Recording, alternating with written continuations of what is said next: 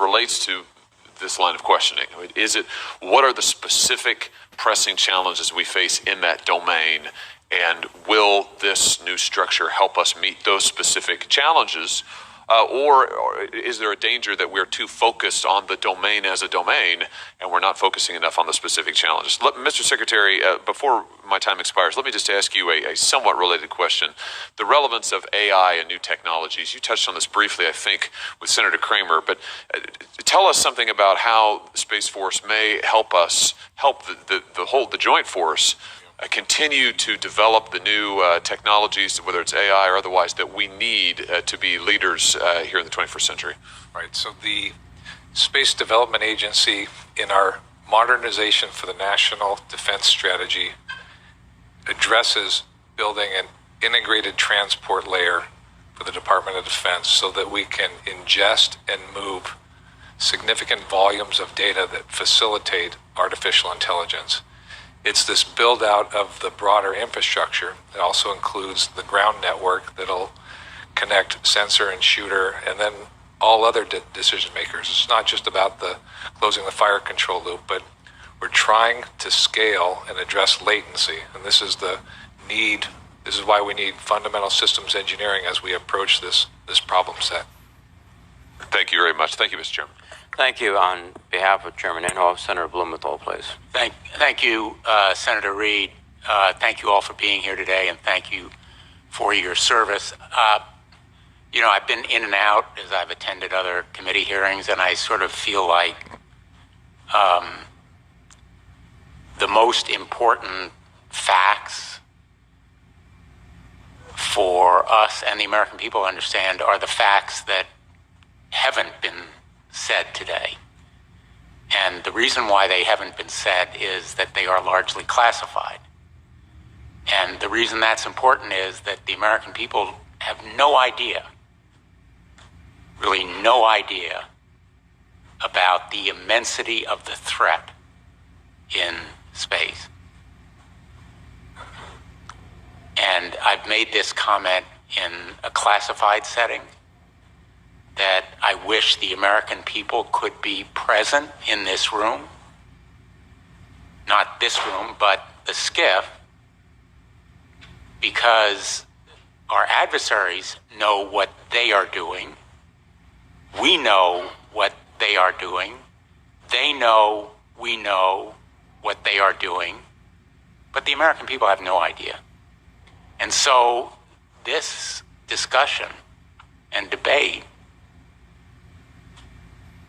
will have very little interest in the American public. It's carried on in a level of,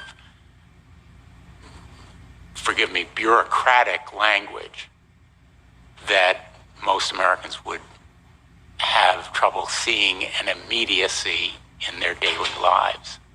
But if they were privy to what we hear, and you know it much better than we do because you live it, I think they'd be pretty alarmed. This is not by way of criticism of you, because you're living with the strictures of what is classified and not, but I think we have a real obligation to explain to the American people why space is a domain that matters, why the threats there are real and urgent, why they are growing in importance. So I think we all agree here that space is an important domain. Undersea warfare is an important domain, but we don't have a separate command for it. Cyber is an important domain, as my colleague and friend, the late John McCain, used to say. In our obsession with antagonisms of the moment, we often forget how much unites all the members of humanity. Perhaps we need some outside universal threat to make us recognize this common bound. I occasionally think how quickly our differences worldwide would vanish if we were facing an alien threat from outside this world. And yet, I ask you, is not an alien force already among us? What could be more alien to the universal aspirations of our peoples than war and the threat of war?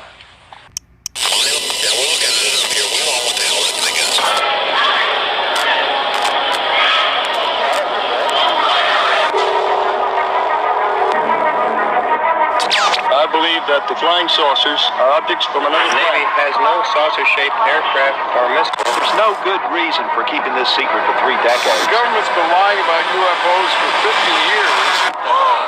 What is that? Okay. 5, 6, 7 light. You guys ever seen anything like this before? That's one object. They zoom in on it. I'm zooming, Mom. That's definitely not a plane. What do you think that was? I know. That was the Air Force, Dad. Well, I hope it was our Air Force. And I saw, and behold, a white horse, and he that sat on him had a bow, and a crown was given unto him. And he went forth conquering and to conquer.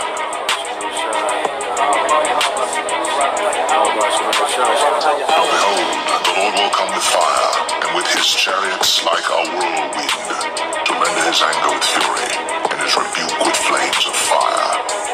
For by fire and by his sword will the Lord plead with all flesh, and the slain of the Lord shall be many.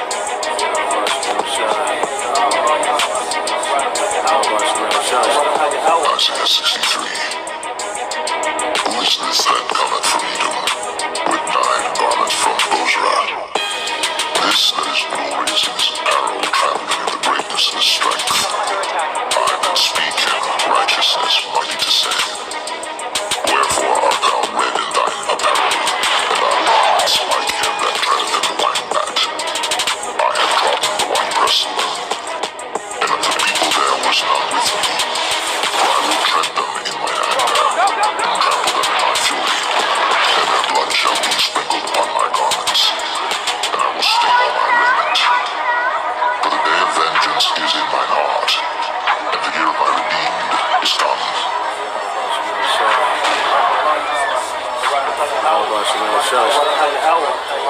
Yahawashi. Yahawashi.